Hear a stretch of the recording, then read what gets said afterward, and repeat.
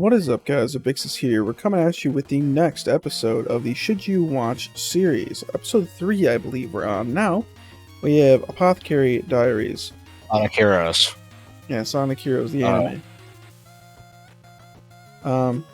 Let's get into Apothecary Diaries. First up, chapter, characters and relevant details. This show actually doesn't have a ton of characters as far as reoccurring ones that are majorly important. There are a lot that come and go for very short periods of time. But let's just focus mostly on the main ones, which I would say there are mostly like two main actual characters that are important. Not that the others aren't important, but like the focus. I don't think there's many others except for just those two.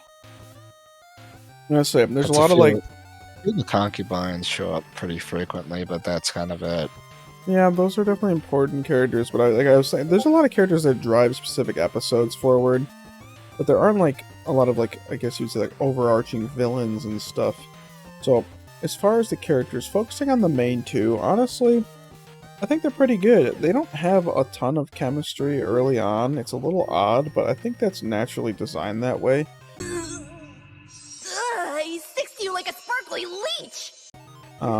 And it ends up building over the course of the story, and without spoilers, obviously, because I'm trying to beat around the bush a little bit.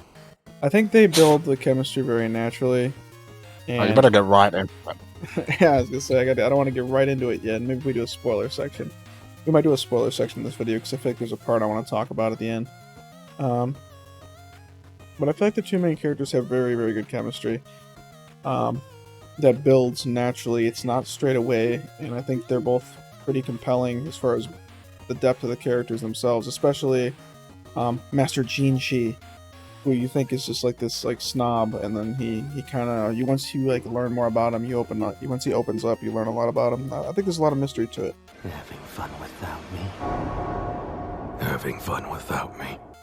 You have anything to add on characters? I feel like story and pacing will be more interesting for this one. Nope, nothing else. Alright, on to story and pacing. This is where I think there's a lot more to do with this. This is a story-driven show for sure. It has a lot of like little details that they keep throwing at you, and it's honestly very hard to explain what it's about, because to be honest with you, I don't really know. I do! Very well. If it's about I mean, it's specific. kind of just following them around in their everyday shenanigans, though also sometimes there's random mysteries that they gotta solve. Yeah, because nobody in the palace knows how to function correctly. It's like almost like it's a slice of life, but it still has a continuing story. There are like B plots that carry through the entire thing, and then there are little mini arcs that go on and off. And it really just takes this, like you said, like the slow day-to-day of these people that just so happens to be in a completely different time period. Obviously, you know, it's not modern day, it's a long time ago. And you follow these two characters, the Apothecary and Master Jinshi, and pretty much just kind of follow their day-to-day, which sounds very boring, but for some reason, like you said, with those little mystery things that are added in, it ends up being very interesting. Like, it's one of those shows that on paper I thought would be very and it ended up really exceeding expectations on a lot of the fronts. Wouldn't you agree? I would. As for pacing, it's definitely a slower show. I would say if you're somebody who is like can only tolerate like shonen flying around action all the time, this is probably not this pacing's not going to work for you. But if you're somebody that likes a lot of like, I guess like the Hyoka style like Fruits Basket, slow burn stuff that is more laid back, I think it's going to be more up your alley. You have anything to add on story and pacing? Nope. Okay, overall story and pacing's pretty good. Animation and visuals is our last category before the closing thoughts. And animation and visuals, honestly, this is a very nice looking show. It's got a nice, it's not a super distinct art style, but I think it looks pretty clean. Yeah, I think like most modern anime nowadays, it is kind of just the standard, which always looks pretty good now. I agree. The only thing that usually differs between each show is like art style. And that's something I think that this show does pretty well. The art style it's not like it's trying to reinvent the wheel. But if you look at like the way the backgrounds are drawn and like the way characters are drawn, it has a very pleasant visual to it. It's definitely nice to look at. And like if you showed me a character from it, I could pick them out of a lineup. So like it's not generic, but it also doesn't try to bend, doesn't try to get too weird with it. Overall, I don't have much to say on it though, other than that. But I think the animation definitely does not hold it back. It's very much a positive. No, unless you're working with like the weird little this weird little exosuit models from the first season of Nier. Oh god. I was gonna say we're not very big animation. Like we're not very picky on animation. It really has to be it has to be pretty jarring for it to be like you said, like Nier season 1. Those like T-posing models, like it has to be something like that for it to really like even. I know this is going to be a bad take, maybe to some people. Even like Blue Box, or not Blue Box. Blue Box looks awesome. Blue Box looks fucking gorgeous. You know what I'm talking about. Blue Lock. Yeah, I know everybody hates Blue Lock right now. That's the fun thing to do. But even then, like I don't know. Even Blue Lock isn't ruined for me. So take our animation takes with a grain of salt. We're not picky on it, but this one's a positive. I mean, you can definitely tell it's looking a good amount more stiff than before, but. It definitely does, and it's a shame for a show like that too, because like that show would benefit. Like that's why like it would benefit from more like Haikyuu style animation. But again, like my point is I'm still watching it, so it's not like I said, we're not harsh. Let's go on to closing thoughts. This is where I think this gets more interesting. Do you think this is a show you would recommend to people? Let's start off with that first before. Well, usually we start at the end, but I'd say let's start with that in this section. I would say I would say yes. Yeah, I would definitely recommend it. Are there any kind of people that you think really wouldn't like the show, or like specific fans of certain things that you think would? I'm not sure. I personally think it had something for everyone because it definitely doesn't. I think there's a certain group of people that wouldn't enjoy it that much. Like if they really can't handle slow dialogue-driven stuff. But even then, I feel like I don't know. I feel like it's a show that might surprise people. I think if you're definitely willing to try something new, then I think if you don't care and you're willing to experiment, definitely give this one a shot. That's a fair point. I think it does. It's one of the ones that I was actually really not looking forward to talking about, because when I have to describe it to people, I never know what to say. It is one of the weirder, like, I don't know like exactly how to explain what it's about or what it's, like you said, what it does well, but it is just an enjoyable watch. There's not really like a set goal, I guess. I don't know how to explain it either. I know what you mean. You see what I mean, though? Like, why it's a weird one to talk about. It's like, I don't know. Like you said, there's no, like... There's a lot, it doesn't do anything poorly, but it's also hard to explain what it does well. We're not selling the show very well, but it is very good. Before we go into some spoilery discussions, because this last part we're going to talk about some spoiler stuff, because I feel like it's important, we'll give our final score, which our final score for Apothecary Diaries was a 9, and we're going to give it a should watch if it looks like something you would enjoy. Let's get into a few spoilers here. I think, again, spoilers. If you're gonna watch it, don't watch this part. I'm trying to give as much of a warning as possible. I don't want somebody to skip into this and accidentally get spoiled. I hate that shit.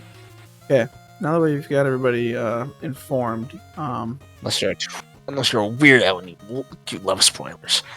Right, skip to the marble race if you don't want spoilers. That'll be I'll leave a timestamp. So the thing with Mao Mao and Jinshi is, I think their relationship builds very slowly but very naturally, which I think is awesome, because a lot of shows is so unbelievable how the main characters interact as far as like that kind of stuff goes. I think their chemistry starts off honestly kind of ass, and I don't mean that in a bad way, but like it starts off. She like, does start off a bit of a hater. He does not like him at first, and but understandably so, because he is hard to read. Like, even I was like, "Huh, about this guy, he seems like he's kind of like a Sigma," and then he like shows out, and you eventually learn that he is like this vulnerable character who's just kind of gone through some things, and he is not this like the bravado and stuff is all fake. It's all like kind of just like a front for him to almost I don't want to say manipulate people like he's fucking Donzo, but like. It's all just for him to kind of put on an act. He wasn't castrated. Yeah, right. That was a big plot twist. He wasn't castrated. That was a big plot twist. They're like, he still has his dingus. It's like, what? Like, why are we talking? I didn't even think about that. But there's a lot of big things that get revealed, and there's also, I think, my favorite moment in the whole series. There's two. One is obviously the last scene where the dancing. That's just a beautiful scene, and then the other one where Mamo gets crushed by the chandelier. Yeah. That scene, obviously, like it's not. I'm not saying I liked it because Mamo got crushed by a chandelier, but that scene is very intense and very jarring, and I just think it was nice. And After she crashes out and goes Super Saiyan. yeah, He says Krillin was a brave man. He was a good man, the bravest I've ever known. You can't use the Dragon Balls to bring him back a second time. Yeah, it was a great. Overall, though, honestly, show that kind of surprised me. It's I don't know where it's at. I think it's in our top 20 or maybe top 25, but it's up there somewhere on the list. All right, guys. Well, that'll be it with the spoiler discussion. Out of 10. A thick of it out of 10. Well, that means it's perfect. I don't know. And then Okay. I had to be. And everybody else. I was gonna say our channel's gonna terminate it. Yeah, so he's coming for us. Lunchly is gonna start. I'm gonna get beaten to death by a Lunchly. Like when she's multi. Yeah, right. So stay tuned for the marble race. We already know who won this one. We filmed this one ahead of time, but stay tuned to find out. It's gonna be a real fun one. Hear me now, Joe Biden. I'm challenging you to a boxing match right after Mike Tyson was defeated. If Joe Biden, if you beat him, we get 1 million subscribers for free, by the way. That is in the Constitution. It's in the Constitution? They passed that? Yeah. Angry Joe, Angry Joe filibustered and got them to add it because he said it was required that not every gamer is a blubbering idiot. To agree on it. Yeah, everyone in the like everybody did agree on it to change the Constitution. Angry Joe got a standing ovation, and like they were like, "This guy's speaking some sense." He's like, "Not every gamer is a blubbering idiot in his mom's basement, jerking off. We the people, we the gamers." I am challenging King Charles of Britain. Is that the king right now? I think it's Charles. I don't know. I'm challenging other Joe next. to a match right now. Sign the contract, big boy. Sign the contract. I am challenging other Joe to a spit swapping makeout match. Yeah. And with that, we're gonna end. So see you guys. Enjoy the marble race and see what's coming next. The double feature. Oh shit! Oh no! All right. You guys get a double feature of the marble race. Arguably the more fun part of the video. I don't really see the miraculous B-roll. The miraculous. Last episode's B-roll was pretty interesting. Episode 1's was just Sparking Zero gameplay. Somewhat anime related. Oh, whoa! Spy Family just cheated! Oh, the second one had a had a guest appearance on it.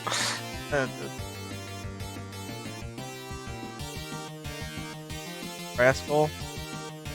Some of these will just have to end up. Oh, Spice Wolf is trying to kill Licorice. Mid is trying to kill Peak.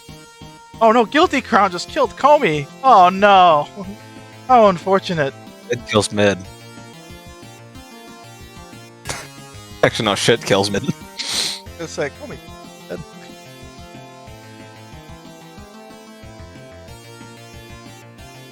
Huge drop off. Spice and Wolf is still on here. Ming! Why is Dan in here? It's not even finished. I guess I just didn't expect it to win.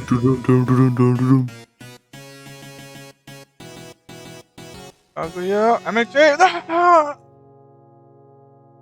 Oh my lord! There you go! No! Mr. Oswald!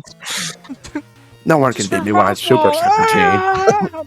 No one can No one can beat me when I'm Super Marble. Silent voice is Okay. gone. Oh no. Kaguya's gone. A death note. Anohana. Oh no, where's Menma? Dojo's part 3 just did a body slam. Killed Death Note. Sorry, Top Light 10 Yagami. situation. Top 10 situation. Savannah's out. JJ, Harimia. P6 is about to fall into the void. So is Anohana. I'm Super 17. Super 17. Nobody can beat me when I'm Super 17. Alright. Interesting lineup here. You got some like. Oh, Harimia's dead. Oh no, please not Spice and Wolf. I don't want to go to sleep while I'm making the video. You have some like really good ones. Oh no! Oh, erased! Miyamate! Why would Kong Ming do that? Isn't Kong Ming fucking stupid? Oh, erased! Just jump back on the board! Oh, erased! Oh no! Wait! No! Oh, that's actually a draw. We gotta do it again! That was actually a draw. That's nuts. Oh my god! I Nobody think we won might have again. to cut the first one. Alright, guys, round 3. Best, perhaps, maybe. Oh, blue luck. Egoists flying in.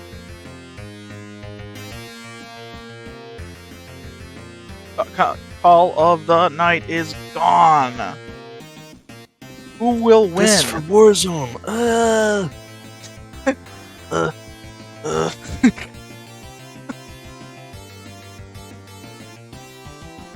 This is for no longer job. This episode get the badass seal of approval. Depends what wins, I guess. KO is still up. Oh no! Aaron sympathy! You can save it. Oh. Ain't using his hormone. Bison Wolf, Dan, Haikyuu. This is all over the damn. Oh, Astoria! Oh, sorry, Will.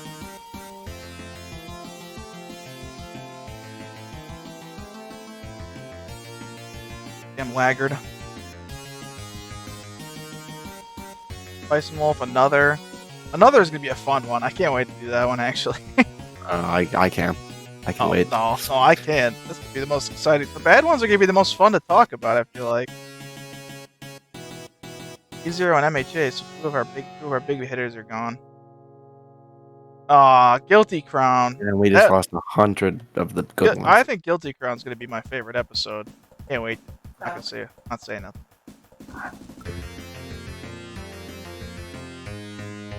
Why was Sunokotan going on a fucking tear? I don't know, it's killing a bunch of stuff. Oh no. Please not Bonnie Tuff.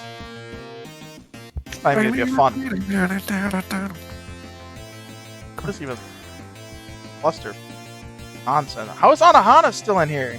It's like, is Menma just like going hog wild? We got a top 10 situation. They need to fucking stop this right now. Hey, the fact that there's no Before I sound get up angry. until then either makes it even worse. Oh, Naruto's out. Oh, Death Note. Oh, Blue Lock. Kaguya. Oh my god. Oh, well, there they go.